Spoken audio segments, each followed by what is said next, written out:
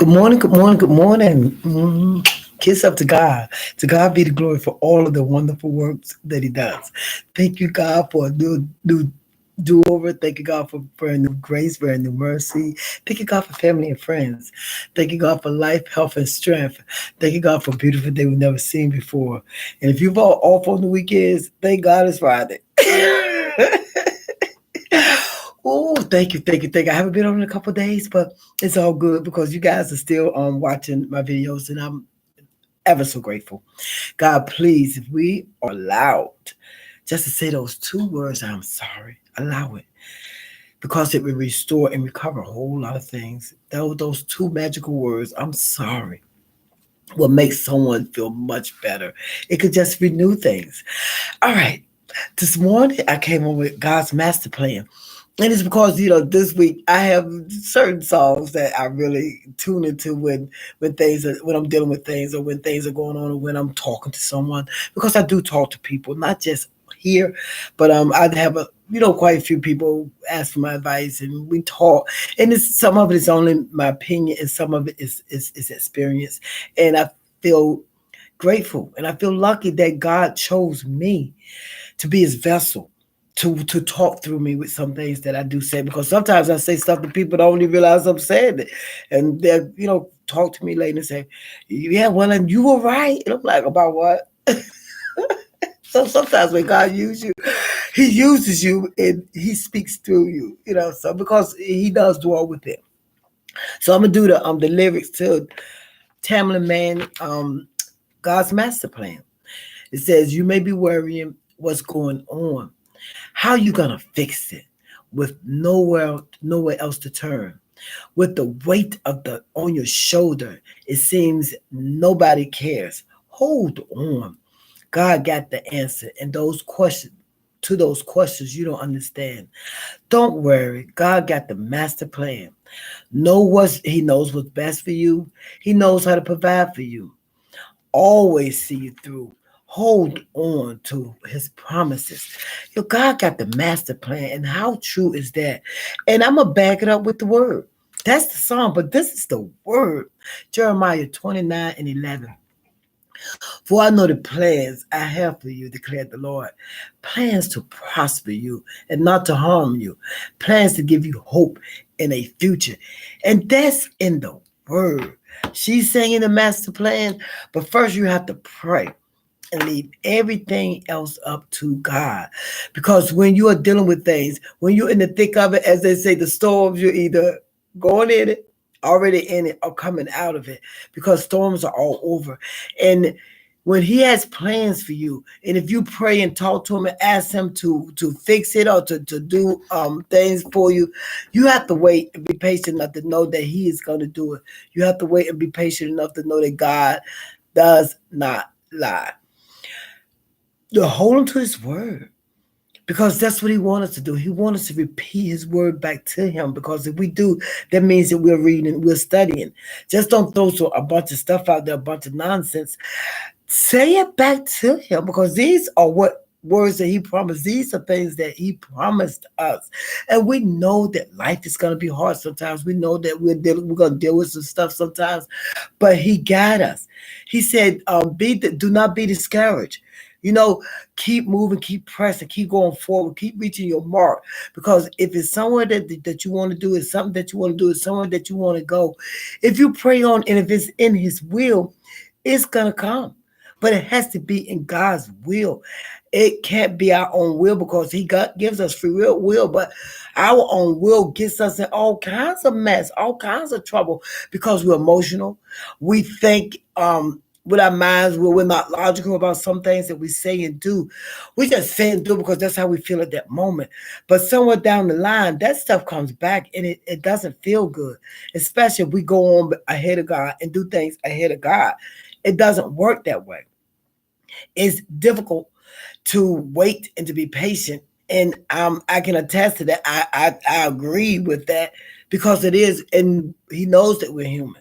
And that's why he sent his son because now, he's like, why my children keep doing this? In the Old Testament, he kept destroying stuff. He kept doing things because he was so sick of his people. He sent Jesus to try to understand why are my children like this. I've given them everything. I've given them everything that they need, and it's still not enough. They still want more. Now it's understood. So okay, all right. Now that it's understood, my son is going to lay down his life so that you can have a life and you can have it more abundantly. So that you can have the things that you desire. So you can have the things that you want.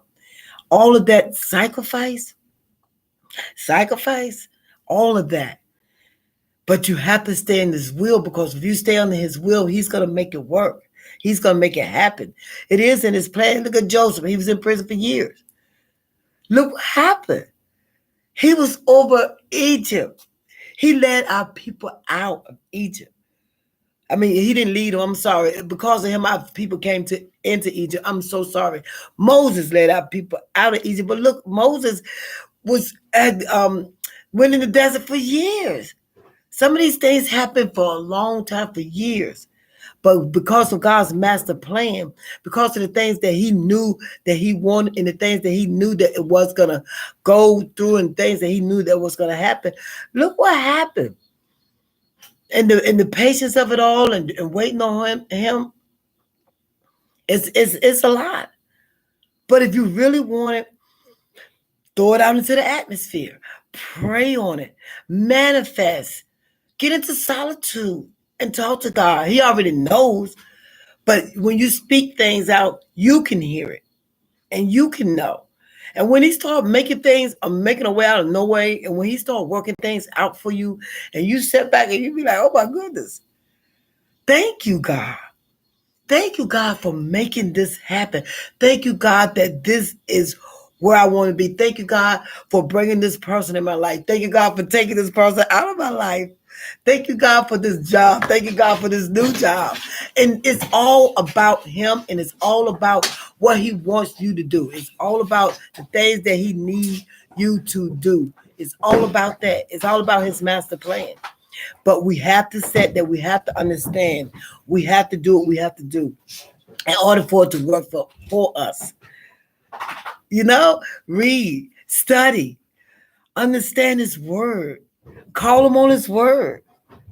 Do the things that you have to do, because once those plans come through, once he start blessing you on it, or it's going to be overwhelming. And some things, as we already know, some things we're not blessed with because we're not ready for. We think we are. But some things we're not ready for, and God knows it because he has the master plan. He knows all of us. He knows each one of us, and he knows what's best for us. We don't, a lot of times, because we're thinking with our heads, we're thinking with our eyes, we're thinking with our ears, we're thinking with our hearts. If he gave us some of the stuff that we wanted, and you might be laughing at me, but I said it's not meant for me to be 50 rich, because I'll probably be out of here like some people are, because I would have did some of the same things, probably tried the latest stuff, the latest substance, because I want to see how it feels. So many people are out of here.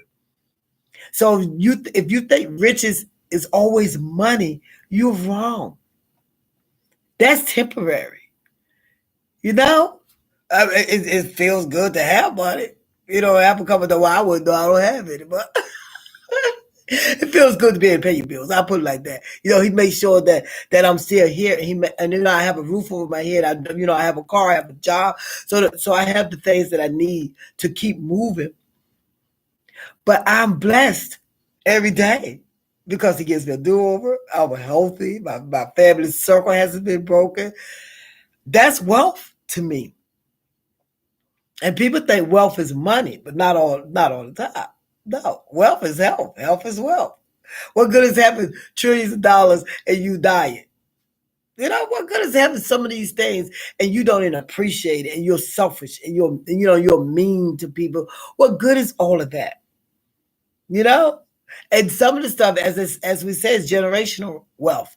I did have someone say I was born with money. No, you wasn't. If you was born, that money was already here. You was born under your parents' money. So some things you have is not even yours.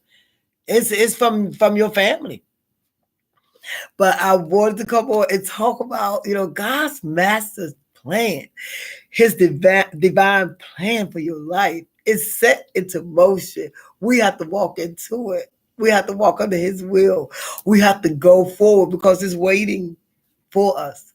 It's waiting to shower down on us. But you have to pray, and then you have to leave it up to God. You have to stand on his word to know. Go to Jeremiah 29:11 and read it every day if you have to. Listen to God's master plan if you have to. Do what you have to do to stay in the will of God and allow him to move you forward. Allow it, because you're going to look, you're going to be like, oh my goodness, this is the plan that you had for me. Thank you.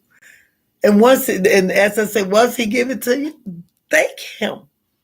Just don't sit and think is you. Thank him. Be grateful. Be appreciative. My name is Jennifer Brooks. If you think anybody needs to hear this, please share it. My name is Jennifer Brooks. I am your Southfield, and I am on the right road now. And I'm waiting for some of the things that God got for me to fall down on me, to shower me, because I'm standing under his will. Thank you so much. Now, y'all go out there. Y'all have a blessed day now. You hear? God bless.